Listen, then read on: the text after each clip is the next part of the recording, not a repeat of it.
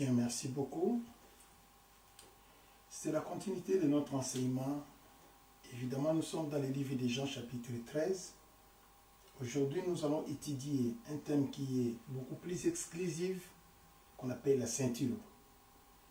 Nous connaissons que Jésus avait enlevé les vêtements, mais parmi les vêtements qu'il avait enlevés, qui étaient dans son corps, il s'était servi de sa ceinture pour essuyer les pieds des apôtres. Alors, nous devons commencer à étudier pourquoi la ceinture, mais alors, nous devons chercher de définir que ce qu'est la ceinture, selon la Bible, selon l'Apocalypse, selon la révélation de Dieu, que ce qu'est la ceinture. C'est cela que nous allons étudier aujourd'hui. Évidemment, l'enseignement est très complexe. Si vous êtes encore jeune et que vous n'êtes pas expérimenté dans l'enseignement de la Bible, suivez avec beaucoup d'attentivité, mais si cela vous paraîtra un peu beaucoup plus époustouflant, il faut changer de chaîne. Cherchez un autre pasteur qui est en train de prêcher, peut-être que tu auras un enseignement approprié pour toi. Mais si et seulement si tu as quand même une intelligence élevée et que vous êtes un homme qui médite déjà la Bible, alors suivez-moi, je sais que vous allez comprendre ce que je vais vous enseigner. Je vais prier. Éternel Dieu de gloire, fais-nous comprendre ta parole par l'entremise du Saint-Esprit. Fais-nous comprendre ta parole par le sang de Jésus. Fais-nous comprendre ta parole par la puissance du Saint-Esprit. Fais-nous comprendre ta parole par ta grâce. Fais-nous comprendre ta parole par ton amour. Fais-nous comprendre ta parole par ta miséricorde. Éternel Dieu, veille, règne et manifeste-toi ton peuple au nom de Jésus. Amen. Écoutez-moi très bien, dans tout ce qui est écrit dans la Bible, surtout, tous les gestes que Jésus avait faits a une signification. Il y en a encore beaucoup de choses que Jésus avait fait que nous ne connaissons pas en réalité la signification. Pourquoi Jésus avait fait ça? Un autre jour, je vais commencer à vous expliquer les empreintes que Jésus avait laissées, que nous n'avons pas la capacité de décortiquer jusqu'aujourd'hui. Peut-être que les uns connaissent ça déjà, mais moi, ça reste encore des mystères. Pourquoi Jésus avait fait ça? Pourquoi Jésus avait dit ça? Pourquoi il y en a encore beaucoup que nous n'avons pas la capacité d'expliquer. Mais cependant, nous expliquons ce que Dieu nous donne comme capacité d'expliquer aujourd'hui. Aujourd'hui, nous avons un thème qui est très complexe qu'on appelle la ceinture. Et c'est comme ça. Et c'est la ceinture qui lui servira de serviette pour essuyer le pied des apôtres. C'est cela que nous allons étudier. Généralement, dans l'histoire de l'Ancien Testament, quand nous allons voir l'écoutrement arabe, ils ont toujours eu un style de robe longue. Vous voyez, ils ont un style de nzambala, ce que nous appelons. C'est comme si ils avaient les coutumes d'endosser les toges. Cependant, si vous avez ça sans ceinture, c'est difficile parce que là-bas, le vent est trop fort dans les déserts. C'est pour cela, quand ils mettaient leur accoutrement, il ne manquait pas de mettre la ceinture aux hanches. Et c'est cela les aidait beaucoup contre les intempéries, contre les vents. C'est de cette manière que ça se passe. Quand l'Éternel avait donné la modestie vestimentaire sacerdotale qu'Aaron devait apporter, l'Éternel n'avait pas oublié de dire aux couturiers de disposer la ceinture qu'Aaron mettra tout autour de son ventre. Rappelez-vous, dans plusieurs des toges des prêtres, il y a toujours des ceintures qui passent tout autour, d'ici rougeâtre, verdâtre, ainsi de suite. Et c'est comme ça que Aaron apportait. C'est comme ça que Aaron mettait ses vêtements. Donc, dans le monde arabe, mettre la ceinture tout autour, ce n'est pas grave. Or, chez nous ici, ce que nous appelons ceinture, ce n'est pas ça ce qu'eux appellent ceinture. Ce que nous appelons ceinture, c'est ce que nous mettons justement dans les pantalons. Mais or, ce qu'eux appellent ceinture, c'est ce que nous, on appelait mouchachino. Rappelez-vous de cela. Ça devait passer ici. Et justement, derrière, il y a un peu de boutons. Quand vous placez cela, et c'est comme ça. Donc ça, c'est notre mode ici. Mais chez eux, c'est ce qu'ils appelaient ceinture. C'est ce qui s'est passé tout autour de hanches. Les hanches. C'est comme ça que ça se passait. Ça, c'est d'une façon générale. Dans la perspective générale. C'est comme ça. Maintenant, la ceinture a 4 significations dans la Bible. Nous avons 4 significations de la ceinture dans la Bible. Dans les livres d'Ésaïe, Ésaïe chapitre 2, verset 4, il est écrit. I'm gonna read for you. Ésaïe chapitre 2, dans les versets 4, la Bible dit ceci.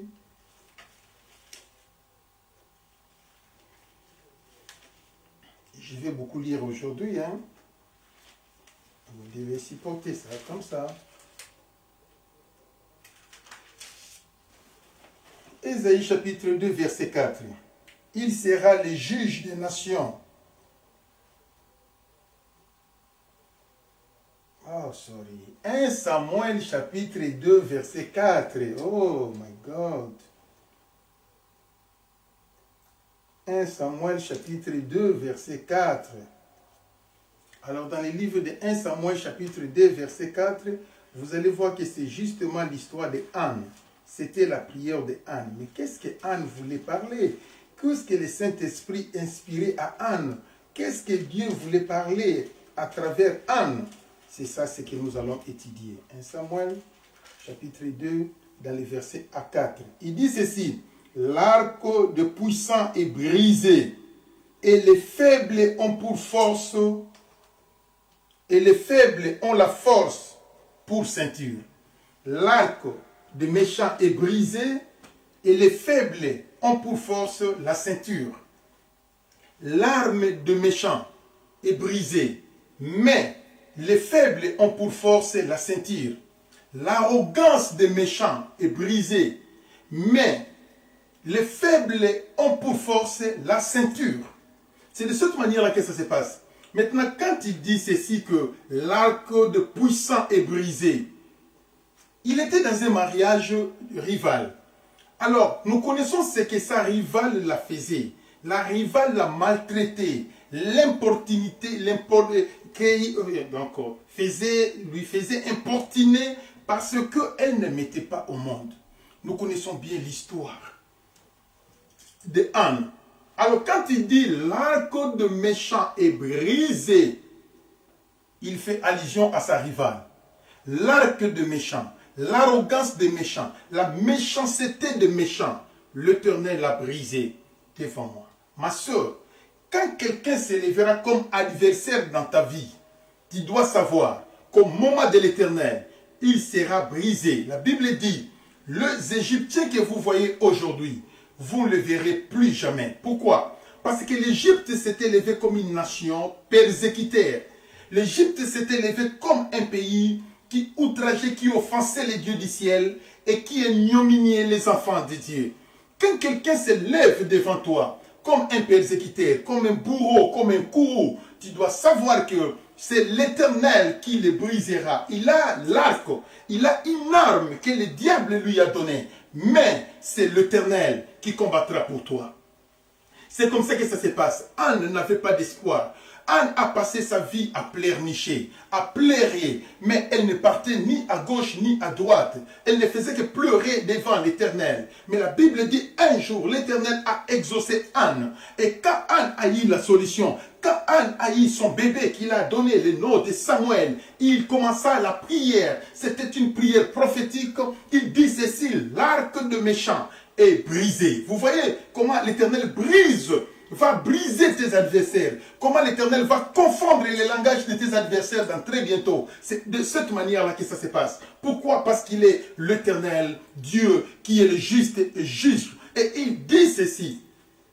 Quand l'arc des méchants serait brisé, alors la force des faibles est dans leur ceinture. Donc la force des faibles est dans leur ceinture. En ce moment-là, la ceinture prend quelle signification? La ceinture prend la signification de la persévérance. La ceinture prend la signification de la résistance. La ceinture prend la signification de la foi.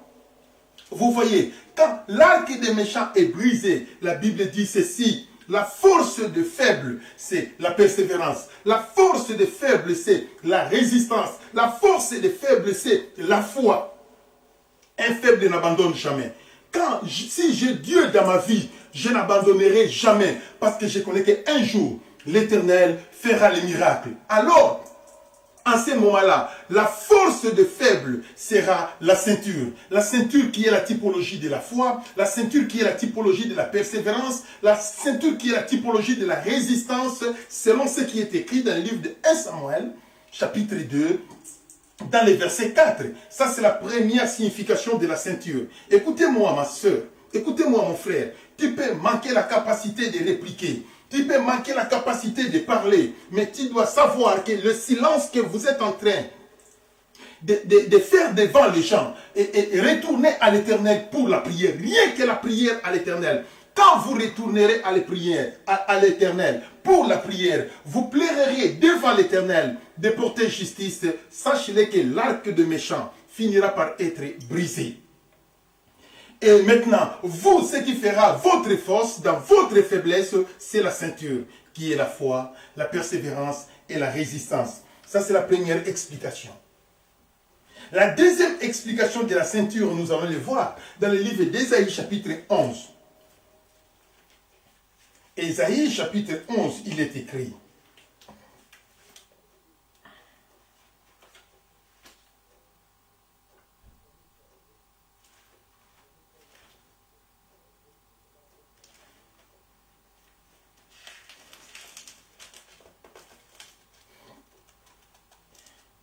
Ésaïe chapitre 11, dans le verset 5, il est écrit: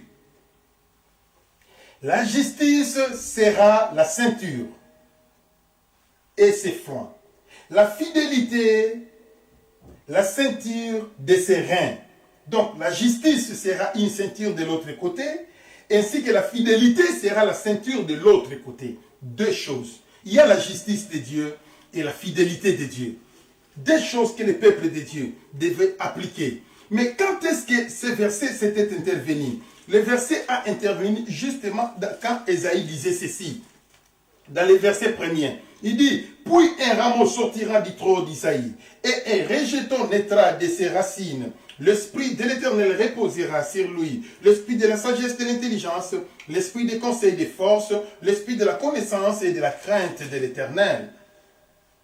Il respirera la crainte de l'Éternel, il ne jugera point sur l'apparence, il ne prononcera point sur un oui-dire, mais il jugera les pauvres avec équité, et il prononcera avec droiture sur le malheureux de la terre. Il frappera la terre de sa parole comme d'une verge, et du souffle de ses lèvres, il fera mourir les méchants. 5. La justice sera la ceinture de ses flancs et la fidélité la ceinture de ses reins. Dans le verset 6, et vous allez comprendre où nous sommes. Les loups habitera ensemble. Alléluia. Les loups habitera ensemble avec l'agneau et la panthère se couchera avec le cheval. Les veaux, les lionceaux et les bétails qu'on a engraissés seront ensemble, et un petit enfant les conduira. La vache et l'ours l'ours auront un même pâturage. Leurs petits un même guette. Et c'est comme ça. Et vous allez continuer à lire jusqu'en dessous. Vous allez comprendre que justement, c'est le millénium. Tous ces chapitres, la première partie que nous venons de lire du chapitre 1er, du verset 1er du chapitre 11 jusqu'au verset 10e, on nous parlera sur le millénium. J'ai béni l'Éternel. Alors la Bible dit ceci: dans cette période, la justice sera comme ceinture. Vous voyez comment ça se passe? Rappelez-vous des versets de la Bible qui dit: cherchez premièrement le royaume et la justice de Dieu. Maintenant, dans ce contexte de Matthieu, la justice prend justement la connotation du Saint-Esprit, et le royaume de Dieu prend la connotation de la parole. Cherchez premièrement la parole et le Saint-Esprit, et toutes choses vous seront données après. Maintenant, ici, nous sommes dans le millénium. La justice sera là comme étant la ceinture dans ses flancs, et la fidélité, la ceinture dans ses reins. Une personne, pendant toute la période de la grande tribulation, Satan sera lié, jeté dans l'abîme. Tous les démons seront liés, jetés dans l'abîme. Pendant la période de millénium, la sorcellerie n'existera pas. Parce que tous les démons de la sorcellerie seront jetés dans l'abîme. Pendant la période de millénium, les cauchemars n'existera pas. Parce que les démons seront déjà liés. Il n'y a rien qui peut menacer votre sommeil. Pendant la période de millénium, il n'y aura pas les problèmes de l'insomnie. Parce que la personne qui crée les insomnies en vous, c'est le diable qui vient tonifier les mauvaises circonstances dans votre vie. C'est pourquoi vous ne dormez pas. Il sera arrêté pendant 1000 ans. Sachez-le que pendant la période de 1000 ans, il y aura absolument des paix. On n'aura pas de détraqués mentales. Pendant la période de 1000 ans, on n'a pas besoin de fous, de gadanériens. Pendant la période de 1000 ans, on n'a pas besoin des enfants étourdis. Pendant la période de 1000 ans, on n'aura pas des gens liés par les diables parce que les démons ainsi que les diables et tous les sorciers seront jetés dans l'abîme. L'Éternel voudra faire cela pour apprendre à l'humanité que si vous n'avez pas mangé les fruits de l'arbre de connaissance du bien et du mal, alors le monde allait être ainsi. Les lions habiteront ensemble avec les veaux, ainsi que l'ours habitera ensemble avec le cheval, ainsi de suite. Et les hommes et les animaux, on allait être ensemble. Si les péchés adamiques n'avaient pas intervenu sur cette terre, la méchanceté, la cruauté est venue sur la terre parce que l'homme a commis les péchés. Du jour au lendemain, les péchés continueront à augmenter. Les animaux dans la forêt deviendront de plus en plus méchants. Jusqu'aujourd'hui, nous avons vu combien l'homme a perdu son autorité, son pouvoir. Il y a Anaconda qui commence à manger les humains, les lions commencent à manger les humains, les ours commencent à manger les humains, les guépards, les tigres, les panthères, les jaguars commencent à manger les humains, les boas commencent à manger les humains, même les scorpions qui commencent à tuer les humains. Vous voyez comment ça se passe? L'homme a perdu l'autorité dans toutes les façades. Toute petite chose est devenue menaçant à l'homme. L'homme se sent dans l'insécurité parce que tous ses adversaires sont devenus puissants par rapport à lui. Le serpent est capable de tuer l'homme. Tout ce qui se trouve sur la terre est capable de tuer l'homme. Or, au commencement, cela n'était pas comme ça. C'est l'homme qui devait tout coloniser. Rien ne pouvait lui toucher parce que c'est lui qui était le commandant. C'est lui qui devait diriger toutes choses. C'est pourquoi l'Éternel avait dit ceci. Tu donneras les noms de tous les animaux et de toutes choses parce que c'est toi qui es le capitaine, parce que c'est toi qui es le bidèle, parce que c'est toi qui es le chef, c'est toi qui donneras les toutes choses, les noms de toutes choses. Ça, c'était la pensée originaire de l'Éternel. Maintenant, le péché était venu dans les jardins d'Éden. La Bible dit ceci, tout a été changé. L'Éternel avait prononcé la parole. Il dit, la terre vous produira des ronces et des épines. Ça, c'est la parole de l'Éternel. Pourquoi? Parce que l'homme avait péché. Il dit, j'augmenterai la douleur de tes grossesses. Pourquoi? Parce que l'homme avait péché. Il dit, c'est par la cire de ton front que tu auras mangé. Pourquoi? Parce qu'il y a eu le péché. Il dit ceci, il y aura des déserts partout. Mais pourquoi? Parce que il y avait le péché qui était venu. Il y aura des bruits de guerre, des tonnerres de guerre. Et pourquoi? Parce que le péché était venu. Plus les hommes commettent les péchés, plus il y a des désastres qui arrivent dans le monde. Il y a des pandémies, il y a des endémies, il y a des guerres, il y a des ceci, il y a des incendies, des cyclones, des ouragans, des tremblements, des terres, des séismes. Il y a des bouleversements partout, par-ci, par-là. Il y a des météorites qui passent outre. Il y a des stéroïdes qui tombent de l'autre côté. Tout cela, ce sont des menaces qui arrivent auprès de l'homme. Malgré l'homme est en train de fabriquer les armes et les armures pour chercher à se défendre contre toutes ces menaces, mais il est toujours incapable. Parce qu'il y a quelque chose qui arrive, c'est encore les aliens. Vous voyez, les extraterrestres. Vous voyez, les extraterrestres commencent à venir visiter et l'homme scientifique commence à accepter que oui, ils ont une technologie beaucoup plus avancée que les nôtres. Vous voyez, tous ces extraterrestres qui viennent dans notre planète, ils apportent une technologie qui est 1 milliard de fois plus supérieure que la nôtre. Donc nous ne sommes pas capables de les combattre. Nous ne sommes pas capables de résister contre eux. Or la Bible dit ceci, pendant la période de la grande tribulation, ces démons viendront, les aliens viendront, vous voyez sur la terre. Les autres prendront la forme des sauterelles, les autres prendront la forme des cheval, les autres autres prendront la forme des esprits. Ils viendront pour attaquer, vandaliser, saccager le monde, tuer les humains. Vous voyez, et quand ils viendront pour tuer les bombes atomiques que nous fabriquons, les bombes en neutrons que nous fabriquons, les bombes en électrons que nous fabriquons, toutes les bombes chimiques que nous fabriquons, ça ne fera rien. Cela ne nous protégera pas. Parce que ces gens-là viendront par le mandat de l'Éternel, par la puissance de l'Éternel, pour confondre l'arrogance de l'homme, pour briser l'arc de l'homme. L'homme est devenu lui-même Dieu. L'homme se penche à la science, il abandonne le Dieu créateur. À cause de cela, la Bible dit ceci, l'Éternel s'élèvera pour confondre l'homme, mais c'est pendant la période de la grande tribulation. Or, aujourd'hui, nous connaissons que nous sommes à la porte de la grande tribulation. Dans très peu de temps, il y aura le son de la trompette de Dieu descendra du ciel. Alors les morts en Christ ressusciteront premièrement. Et nous serons tous enlevés. L'enlèvement, ce n'est pas pour les chrétiens. L'enlèvement, ce n'est pas pour le monde entier. Mais l'enlèvement, c'est pour les enfants de Dieu. C'est pour l'église corps du Christ. C'est pour les gens auxquels les corps et les temples du Saint-Esprit. L'enlèvement leur appartient, mais ce n'est pas à tout le monde. Ouvrez vos esprits et comprenez. Aujourd'hui, c'est le temps de donner votre vie à Dieu. Aujourd'hui, c'est le temps de vous approcher de l'Éternel. La Bible dit ceci, la justice sera comme ceinture de tous ceux-là qui régneront pendant la période de millénium. Vous voyez, la fidélité sera comme ceinture de tous ceux-là qui régneront pendant la période de millénium. Pendant la période de millénium, il n'y aura pas d'autre religion. C'est celle de Jésus qui sera proclamé le grand Dieu. L'islam n'existera plus. Le bouddhisme n'existera plus. L'hindouisme n'existera plus. Le kimbanguisme n'existera plus. C'est celle de Jésus qui régnera. Tout le monde aura la bonne conscience et comprendront qu'il y a un seul Dieu qui règne dans le ciel. Hosanna. C'est de cette manière-là que ça se passe. L'homme retrouvera la bonne conscience. Aujourd'hui, la conscience de l'homme est voilée. Comme Moïse avait mis les voiles sur le visage, il y a beaucoup de gens, même s'il est intelligent, même s'il est intellectuel, même s'il est sage, mais il est voilé par les diables. Vous voyez, c'est de cette manière-là. C'est pour cela, l'homme choisit n'importe quelle religion. Un homme très intelligent se prosterne devant les statues, comme si ce sont des statues qui vont lui donner la réponse. Jamais. Vous voyez, c'est comme ça que ça se passe. Mais d'où vient la solution? D'où vient la solution? La solution ne vient que de l'Éternel. La solution ne vient que de Dieu qui a créé le ciel et la terre. Approchez-vous de Dieu, il s'approchera de vous. Aimez Dieu et Dieu vous aimera. Cherchez l'Éternel pendant qu'il se trouve.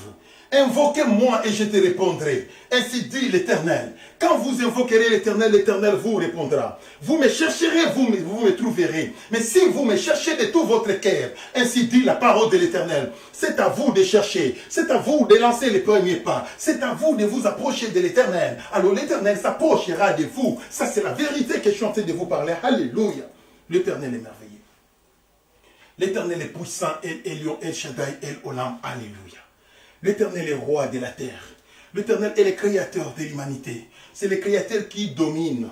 C'est l'Éternel qui jugera le monde. C'est l'Éternel qui sonde le cœur et les reins. La perfection appartient à l'Éternel. La perfection appartient à l'Éternel. La sainteté appartient à l'Éternel. La sanctification appartient à l'Éternel. La pureté du cœur appartient à l'Éternel. Sans l'Éternel Dieu, sans Christ, vous ne pouvez pas avoir accès à tout ce que je viens de citer ici. Le tout ne vient que par Jésus-Christ. Rappelez-vous de ce que je vous avais enseigné hier. On est justifié par la parole, on est justifié par le sang et on est justifié par le Saint-Esprit. Mais où est-ce que tu vas trouver les trois choses? Seulement chez les chrétiens. Dans toutes les autres religions, ça n'existe pas. Le sang de Jésus, vous ne le verrez pas dans d'autres religions si ce n'est qu'au christianisme. Le Saint-Esprit, vous ne le verrez pas dans d'autres religions si ce n'est qu'au christianisme. Mais la parole, tu peux le trouver partout. Même dans d'autres religions, il y en a. Ce n'est pas un problème. Mais les deux catalyseurs, le Saint-Esprit et ainsi que le sang, jamais. C'est seulement chez les chrétiens. C'est comme ça que ça se passe.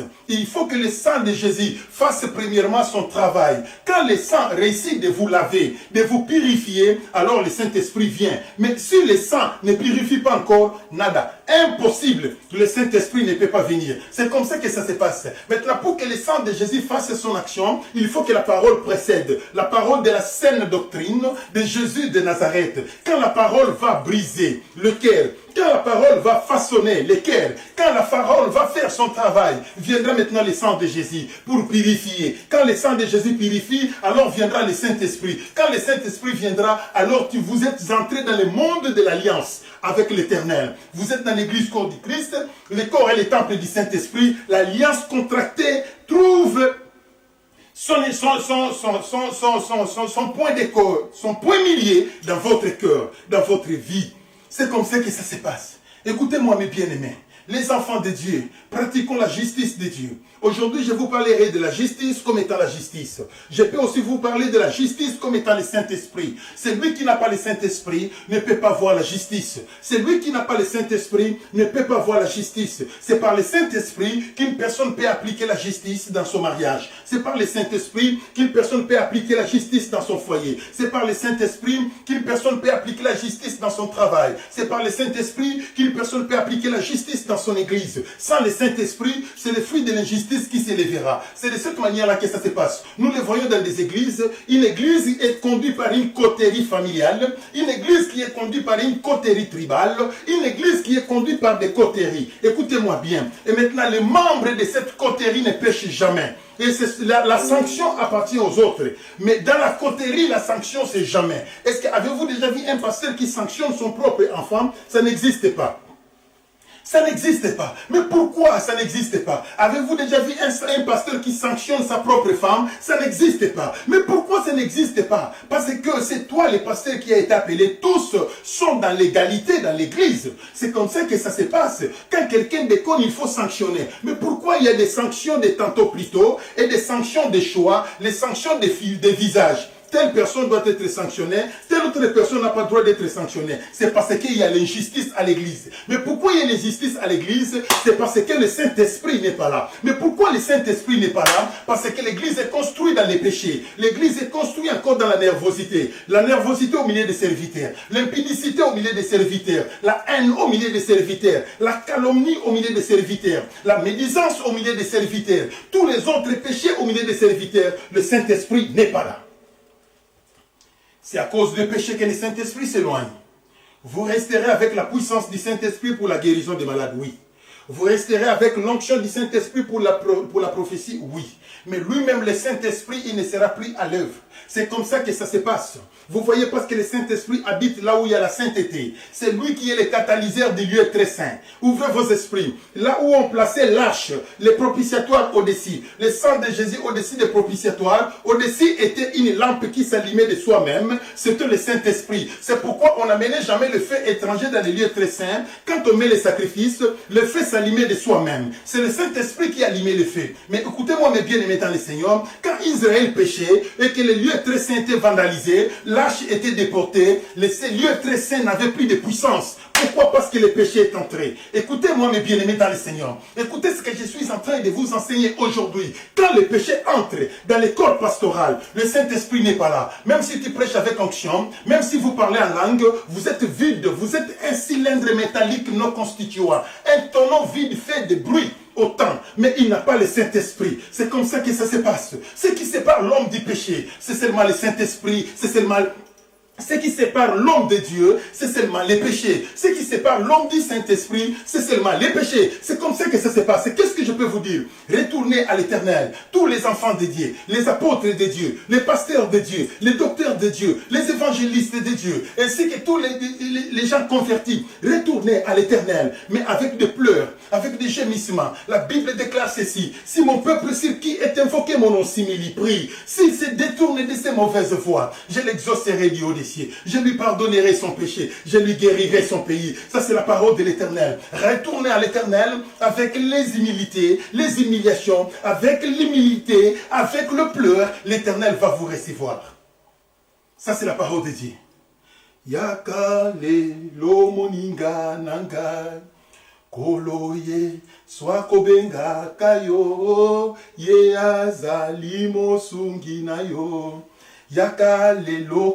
Même si tu as touché la magie, Dieu peut te pardonner. Approchez. Yakalelo moninga nanga koloye swakobenga kayo ye aza limosungi nayo yakale. Même si tu as changé la doctrine, non, le temps est encore là, le panier circule encore, tu peux te repentir. Yakalelo moninga nanga Olo ye swakobenga kayo ye azali mosungi na yo yaka leloko. Même si tu as jeté la Bible, olobi ya nzambe umelaka na lembi nzambe na kei na ngala binzambi nzambi na kei na ngala bisika mususu po ya nzambe umelaka, retournez à Jésus et il te donnera la solution.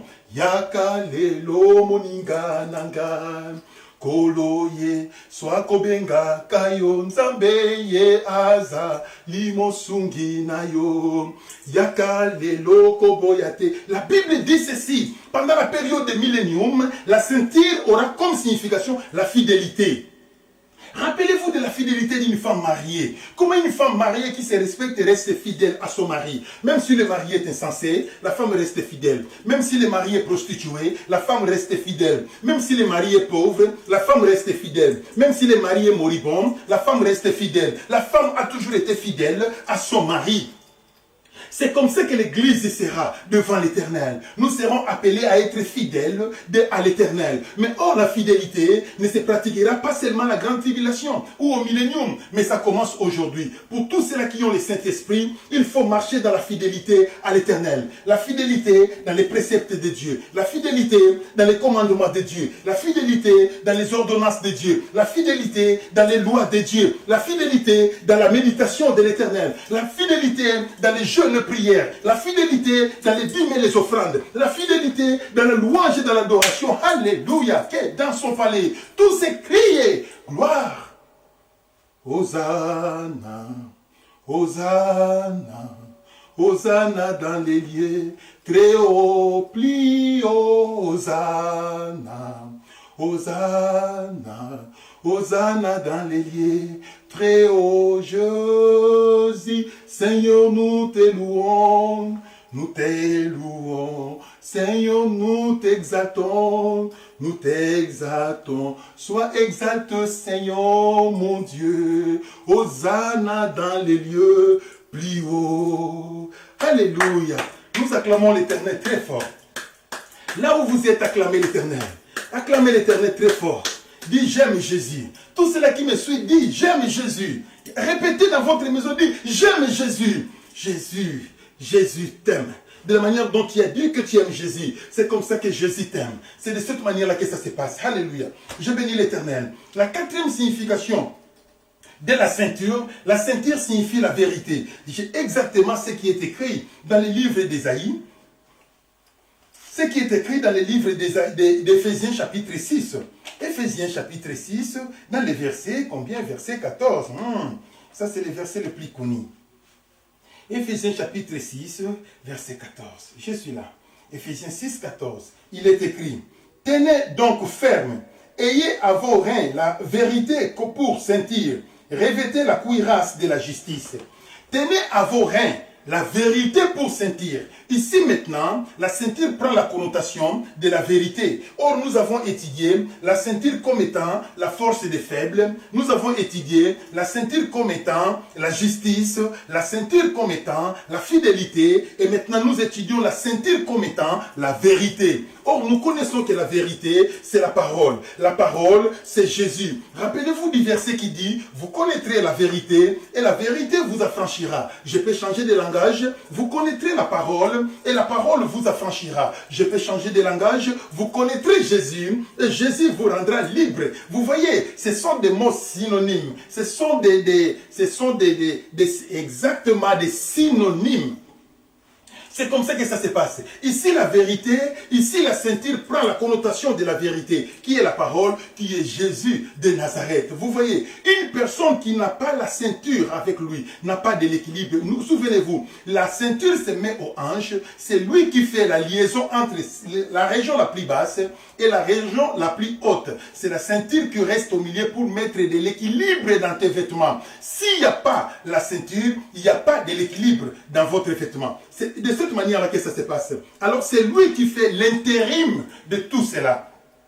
Et maintenant, ici on dit que la ceinture, c'est la vérité. Une personne qui marche selon la vérité, alors c'est celui qui est un enfant de Dieu. Or, l'antonyme de la vérité, c'est le mensonge. Vous voyez comment ça se passe. Maintenant, nous avons plusieurs diversités de mensonges. Quand on parle de la malignité, c'est déjà la perte de mensonges. la perte de la vérité. Vous voyez, quand on parle de la sincérité, c'est déjà la perte de la vérité. C'est comme ça que ça se passe. La vérité reste la vérité. C'est pourquoi Jésus avait deux vérités contractées. Il disait toujours en vérité, je vous l'ai dit. Il prononçait deux fois la vérité. Mais pourquoi Jésus prononçait deux fois la vérité? Parce que Dieu s'était révélé au monde sous deux formes. La vérité de l'Ancien Testament et la vérité du Nouveau Testament. L'Ancien Testament avait une alliance, le Nouveau Testament avait une alliance. Nous avons les testaments antiques et les testaments nouveaux. C'est pourquoi Jésus, quand il est venu comme étant l'homme, le catalyseur. Il est venu faire la liaison entre ce qui était ancien et ce qui est nouveau. C'est pourquoi dans le langage de Jésus, il disait toujours en vérité, en vérité. Il prononçait des vérités parce que nous avons deux vérités dans le monde. La vérité mosaïque et la vérité christique. C'est Jésus qui est le catalyseur. Si vous voulez être sauvé, il faut que les deux vérités demeurent en vous. Parce que Jésus n'était pas venu annuler l'Ancien Testament. Les gens diront que la Torah, c'est pour les gens de l'Ancien Testament. Jamais. L'Ancien Testament, plus le Nouveau Testament, c'est ça qui nous conduit dans la vérité, dans le perfectionnement. En vérité, en vérité. Ça, c'est le langage de Jésus. Celui qui n'a pas la vérité ne peut pas voir Dieu. Celui qui n'a pas la vérité ne peut pas aller au ciel. Très cher homme de Dieu, très cher enfant de Dieu, ne faut jamais mentir. Ne faut jamais faire la médisance. Ne faut jamais cacher la vérité. Dieu n'aime pas. Repentez-vous et convertissez-vous, car Jésus a besoin de vous. Tous ceux-là qui ont des langages faciles à tromper, le langage facile à mentir, alors c'est le temps de retourner sur le droit chemin, le chemin de la vérité. Il y a une différence entre la tromperie et le mensonge. La personne qui est en train de mentir, c'est une personne qui est en train de faire ça sciemment, consciemment. Il est en train de préparer les calibres des mensonges intellectuellement. Ça, c'est mentir. Mais par contre, la personne qui a fait la tromperie, peut-être qu'il a un arrêt sur quelque chose qu'il n'avait pas bien compris. Alors, il a relaté l'histoire d'une autre manière. Là, ça devient la tromperie. Vous voyez, tant bien que mal, tu es toujours faillible. C'est comme ça que ça se passe. Et surtout les gens qui transportent les oui-dire de la rue, les blabla de la rue, le prêchi-prêcha de la rue. Vous les transportez partout dans des réseaux sociaux. Vous ne connaissez pas que l'origine, c'est le mensonge. En ce moment-là, vous êtes dans la tromperie. Mais on ne peut pas vous appeler menteur. On vous appellera trompeur. C'est comme ça que ça se passe. Mais un menteur, c'est le représentant de Lucifer sur la terre. Lui, il a un laboratoire qui prépare les mensonges. Il sait comment mentir pour apaiser les esprits. Il sait comment mentir pour éliminer les dossiers. Il sait comment mentir pour gérer l'homme, pour gérer la femme. Quand un homme va commencer la polygamie nouvellement, si ta femme ne connaît pas que tu vis avec une maîtresse, tu n'auras pas les mensonges. Mais quand la femme va commencer à soupçonner, c'est là où naissent les problèmes. La femme dit, pourquoi tu es venu en retard? J'étais au travail. Or, il était auprès de sa maîtresse. Les mensonges commence à venir. Ça, ce n'est pas la tromperie, mais c'est les mensonges qualifiés. Les jours suivants, il te dit, mais j'ai vu un texto dans ton téléphone comme si ça vient d'une femme. Non, non, non, non, non, non, non, non. C'est justement une personne qui venait pour livrer les objets à la maison. Ça, c'est déjà le mensonge. Pourquoi? Parce que la femme commence à attraper. Quand ton mari commence à te dire, alors chérie, tu es où? Non, je suis seulement à côté, je viens dans 5 minutes. 5 minutes devient 5 minutes au carré. Et 5 minutes au carré devient 5 minutes au cube. Il ne vient pas. 5 minutes au cube devient 5 minutes exposant 4.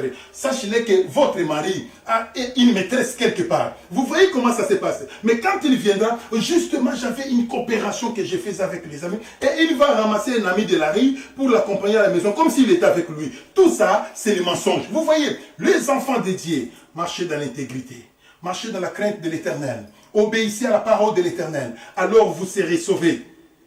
La Bible dit ceci, vous devez vous revêtir de la vérité comme ceinture. Une personne qui n'a pas la vérité dans la bouche, même si vous parlez en langue plus que Jésus, même si vous chantez en langue plus que Jésus, même si vous priez en langue plus que Jésus, la finalité de votre vie c'est en enfer. Mais si vous voulez aller au ciel, laissez les fantaisies de parler en langue, revêtez la vérité. Commencez à dire la vérité. C'est comme ça que ça se passe. Pas moindre mensonge dans votre vie. Tu viens d'où? Je viens de telle place. Mais tu n'as pas menti. Où est-ce que tu as acheté ça? J'ai acheté ça ici. Et tu dis la vérité. Tu n'as pas intérêt de mentir. Mais d'autres personnes, où est-ce que tu as acheté ça? Et ça, c'est justement Jojo Martino. C'est là où j'ai acheté ça. C'est Jojo. D'ailleurs, les griffes, j'ai coupé les griffes par erreur. Mais j'ai acheté ça. Tout ça, ce sont des pires mensonges. Il veut que les gens voient qu'il est grand. Oh, ça ne vaut pas la peine. Ça ne vaut pas la peine. L'arc de méchant sera brisé. Attention, sinon l'Éternel te brisera. Et quand l'Éternel te brisera, on ne parlera plus de toi. Tu vas disparaître comme disparaît les sels dans la marmite.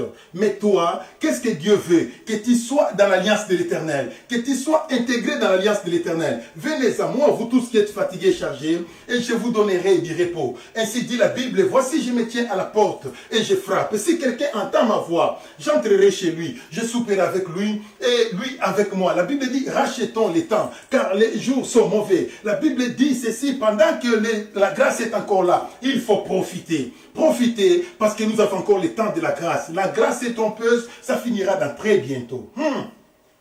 Que Dieu soit loué. Il y a quelque chose que je peux commencer à vous parler ici. C'est justement quelque chose qui est écrit dans le livre de Jérémie.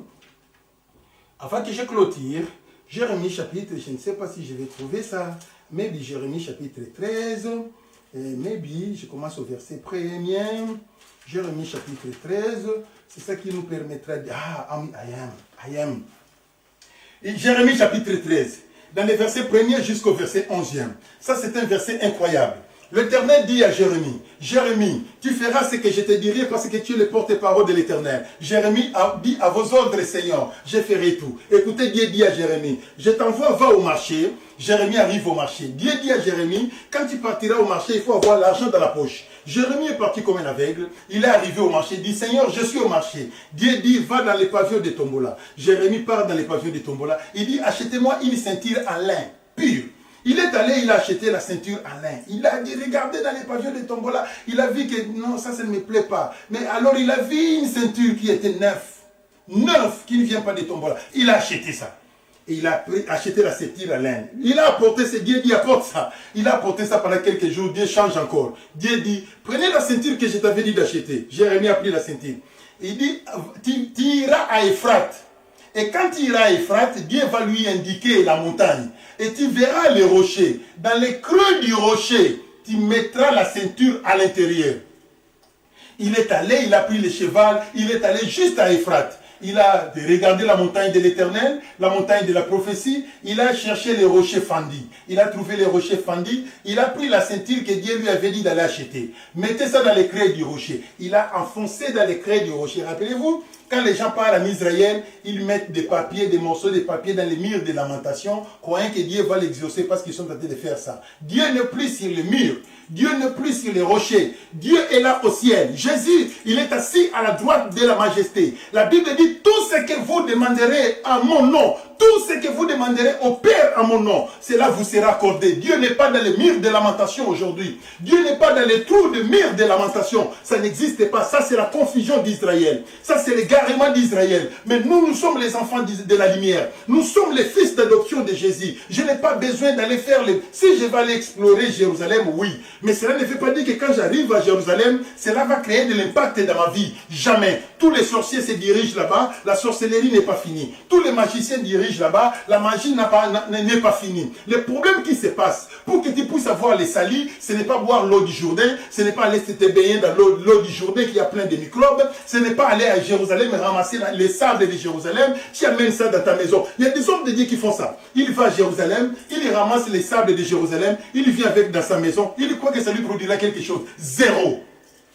La prière d'Éric Mayenda sur ta maison a plus de la valeur que les sables que tu as ramassés à Jérusalem. Ça n'a pas de l'importance. Ça n'a pas de la valeur. C'est comme ça que ça se passe. Ça, c'est la confusion dans les têtes des gens. Oh non, ça, c'est l'eau du Jourdain. L'eau du Jourdain, c'est quoi? Est-ce que l'eau du Jourdain dépasse tous les eaux qui se trouvent au Congo en puissance ou en pureté? Je n'ai pas besoin de l'eau du Jourdain parce que nous avons notre rivière Gili, nous avons notre rivière Sélé. Pourquoi tu vas me transporter l'eau qui vient d'Asie? D'ailleurs, là, il y a plus de microbes. Parce que là-bas, ils n'ont pas de rivières. Ce n'est que les Jourdains. Tout se déverse dans les Jourdains. Pourquoi je dois boire l'eau du Jourdain?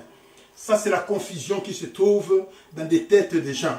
Aujourd'hui, les gens sont même dans la confusion. Ils croient que l'huile d'olive, c'est là où il y a l'onction. Mais non, l'onction même dans l'huile de palme. Un jour, je suis parti prêcher dans une église où un pasteur, lui, c'est l'huile d'olive. Il prêche toujours Israël, Jérusalem. C'est là où il y a l'onction. Les jours où je suis parti prêcher dans son église, j'ai dit, je ferai l'onction d'huile avec l'huile de palme.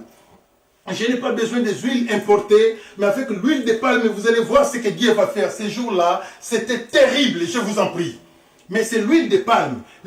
L'onction, ce n'est pas dans l'huile, mais c'est dans la prière. C'est dans les dons que Dieu a mis à son enfant. C'est dans la puissance du Saint-Esprit qui agit. Enlevez la confusion qui sont dans vos têtes. Répentez-vous et convertissez-vous. Car Jésus vient bientôt. Il a caché ça là-bas. Dieu dit à Jérémie, rentre dans ta maison. Jérémie est rentré. Oh, Dieu m'a dit d'acheter la ceinture. Il m'a dit d'aller cacher ça là-bas. Il a caché. Et finalement, depuis qu'il a caché ça, Dieu a laissé Jérémie pendant plus de 7 ans passés. Dieu vient encore dire à Jérémie, Jérémie, retourne à Euphrate, c'est la montagne que je t'avais montrée, va reprendre encore cette ceinture. Jérémie dit, quoi? Est-ce que je saurai encore les lieux? 7 ans près. Oui, va là-bas. Jérémie va rentrer. La Bible a précisé. Jérémie a commencé à fouiller parce qu'il ne reconnaissait plus le lieu. 7 ans, c'était beaucoup. Quand il a fouillé, il a vu, ah, enfin c'est ici, je vois la ceinture. Quand il a pris la ceinture était délabrée. La ceinture a perdu la forme. Et l'Éternel dit ceci. Est-ce que tu peux encore apporter cette ceinture? Il dit c'est impossible. Ça n'a plus de sens. Seulement un fou qui peut apporter ça. Il dit, ah, c'est comme ça que je rendrai Juda et je rendrai Jérusalem. C'est comme ça que je rendrai les habitants de Juda et les habitants de Jérusalem. Parce qu'ils n'ont pas obéi à la loi de l'Éternel. Parce qu'ils n'ont pas suivi l'Éternel. Ils seront délabrés comme ces ceintures. La ceinture qui était neuve, à cause du péché, à cause de l'idolâtrie, à cause de la magie, à cause de la cupidité, la ceinture est devenue délabrée. L'Éternel dit, vous n'aurez plus de la valeur devant les gens. Ainsi dit la Bible. Lisez ça dans le livre de Jérémie. I'm gonna read for you here. Jérémie chapitre 13, dans les versets 1er jusqu'au verset 11, je lis les parties essentielles. Ainsi m'a parlé l'Éternel. Va, achète-toi une ceinture de lin et mets-la sur tes reins, mais ne la trempe pas. Il n'a fait que quelques jours avec ça. L'Éternel change dans les versets 2. Il dit ceci. J'achetais la ceinture selon la parole de l'Éternel et je la mis sur mes reins. La parole de l'Éternel me fit adresser une seconde fois en ces mots. Verset 4. Prends la ceinture que tu as achetée et qui est sur tes reins, lève-toi et va vers l'Euphrate et là, cache-la dans la fente des rochers. Incroyable. J'allais et je la cachai près de l'Euphrate comme l'Éternel me l'avait ordonné. Verset 6. Plusieurs jours après, ici on écrit plusieurs jours, mais il y a des textes qu'on écrit plusieurs années après. Plusieurs années après, l'Éternel me dit, lève-toi, va vers Euphrate, et là, prends la ceinture que je t'avais ordonné d'y cacher. J'allais vers Euphrate, j'ai fouillé, écoutez le langage, j'ai fouillé, et j'ai pris la ceinture dans le lieu où je l'avais cachée. Mais voici, la ceinture était gâtée. Ça, c'est la version du second que j'utilise.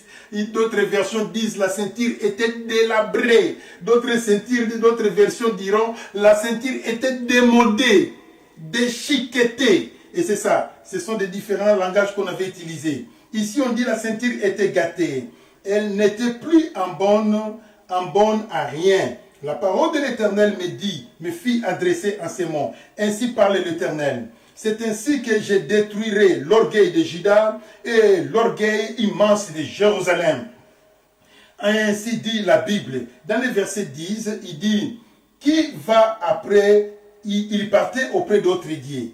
Ils deviennent comme cette ceinture qui n'est plus bonne de rien. Ainsi dit l'Éternel. Car comme on attache la ceinture au rein d'un homme, ainsi je m'étais attaché toute la maison d'Israël. Mais Israël m'avait abandonné. La ceinture était devenue gâtée. C'est à l'époque de Jérémie. La ceinture était devenue gâtée. La ceinture était devenue sans valeur. La ceinture a perdu sa saveur. La ceinture qui était la force de faible. La ceinture est devenue gâtée. La ceinture qui était la justice. La ceinture qui était devenue gâtée. La ceinture qui était la fidélité. La ceinture était devenue gâtée. La ceinture qui était la vérité. La ceinture était devenue gâtée. Il n'y avait plus la vérité et la falsification de la parole. Déjà, des pharisiens ont falsifié la parole. Les sadducéens ont falsifié la parole. Tous les scribes ont falsifié la parole. Tous ont falsifié la parole telle que nous le voyons aujourd'hui.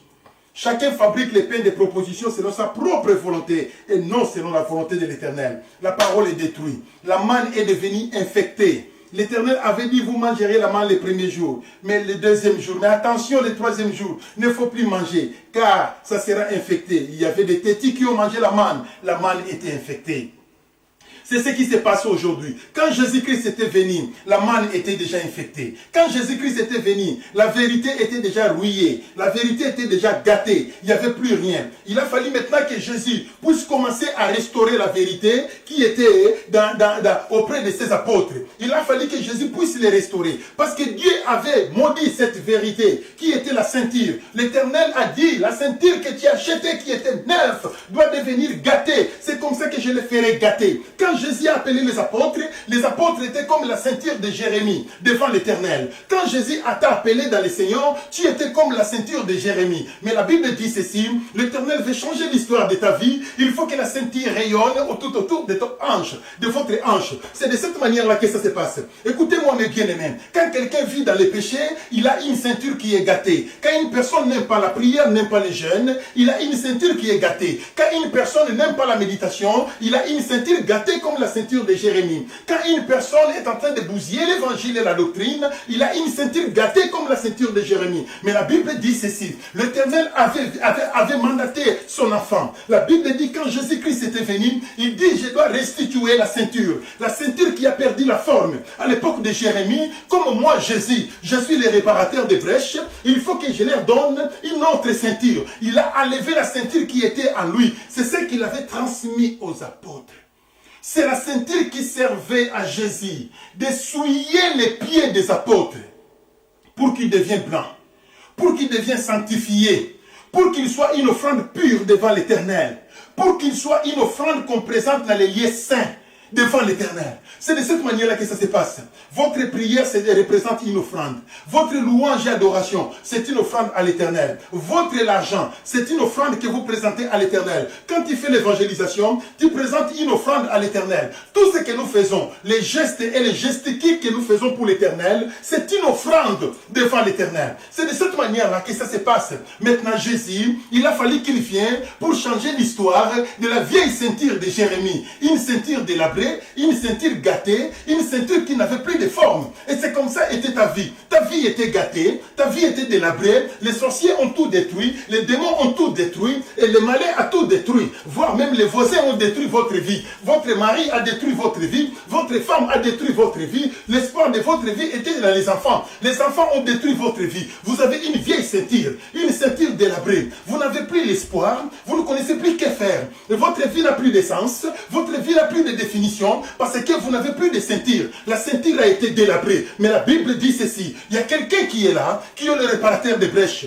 Pendant que Jean s'inquiétait, il dit que mais je m'inquiète. Qui va donner la solution? Qui va ouvrir les livres pour que Jean puisse en connaître le mystère? Mais on lui a dit, Jean, ne t'inquiète pas. Il y a une personne qui a la capacité de résoudre ses problèmes. C'est le lion de la tribu de Juda. Quand Jean a retourné pour regarder les lions, il a vu justement l'agneau immolé. Oh, c'est le maître du sabbat. C'est en lui la solution. C'est en lui la solution. C'est lui qui est la solution aujourd'hui. La solution de ta maladie, c'est Jésus. La solution de ta vie, c'est Jésus. La solution de tes péchés, c'est Jésus. La solution de tes faiblesses, c'est Jésus. La solution en tout ce que tu fais, c'est Jésus. C'est Jésus. C'est Jésus. C'est Jésus. C'est Jésus. Que dans son palais, tout s'est crié. Gloire. Il est merveilleux. Il est merveilleux. Il est merveilleux. Il est merveilleux.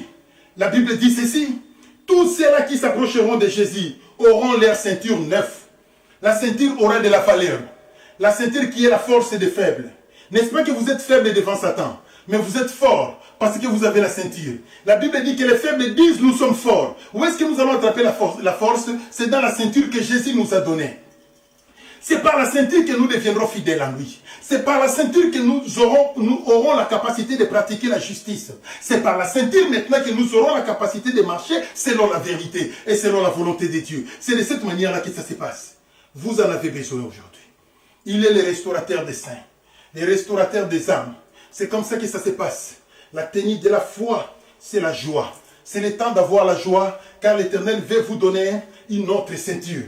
Vous voyez, la Bible dit, celui qui espère à l'Éternel ne sera jamais confus. Et quand on s'approche de l'Éternel, on ne s'approche de l'Éternel qu'avec des cantiques nouveaux. Parce que ta vie change de forme.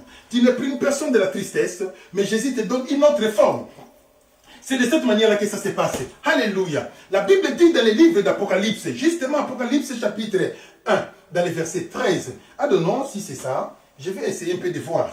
La Bible dit dans toute la partie de l'Ancien Testament, ils utilisaient des ceintures en cuir. La ceinture la plus importante, la ceinture la plus valeureuse, c'était la ceinture en cuir.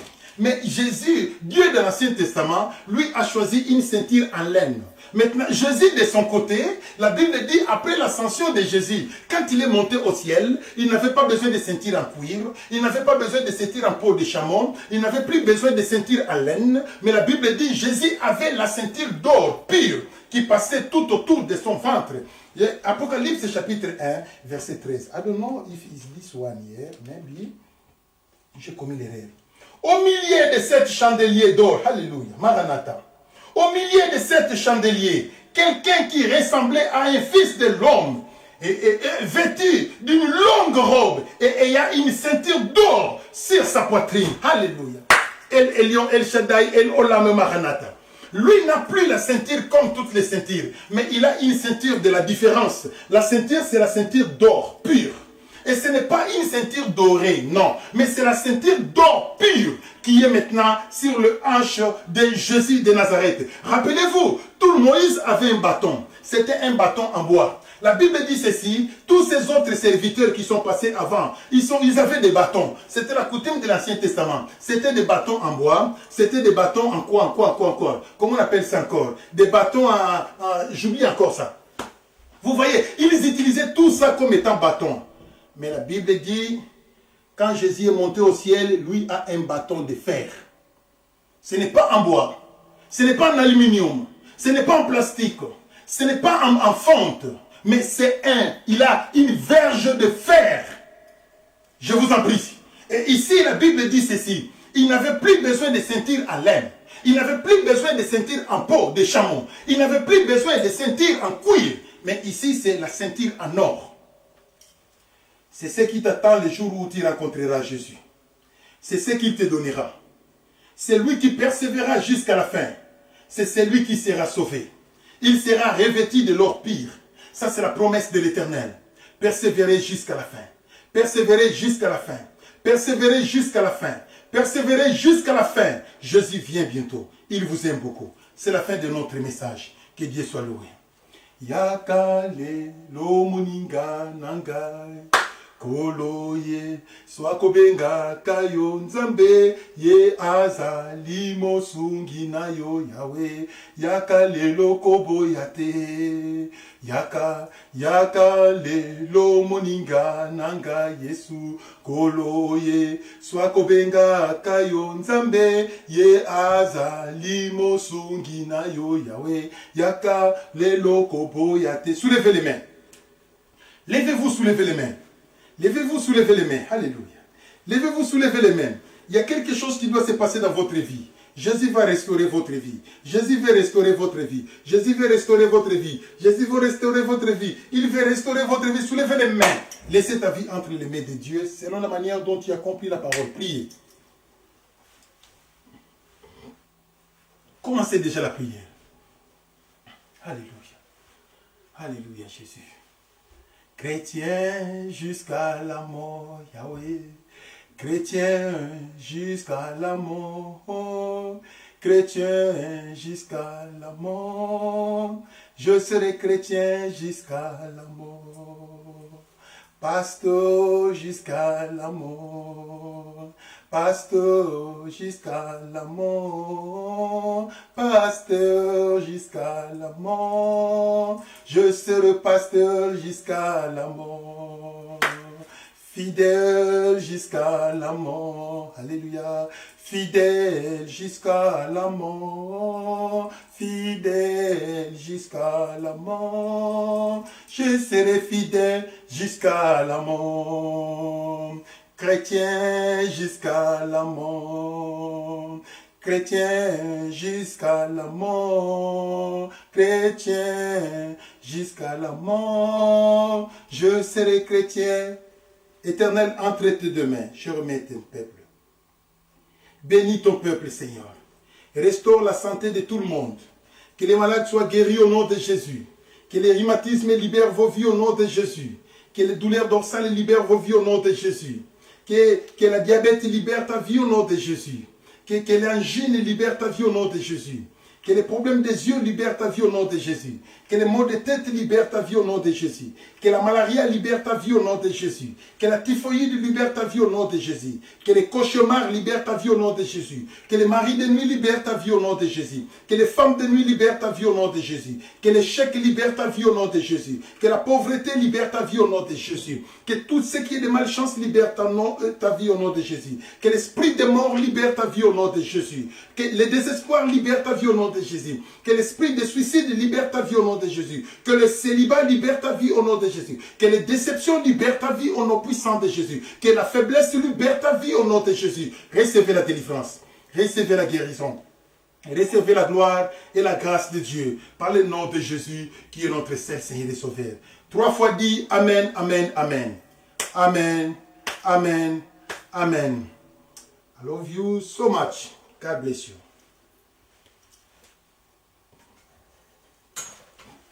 Jesus.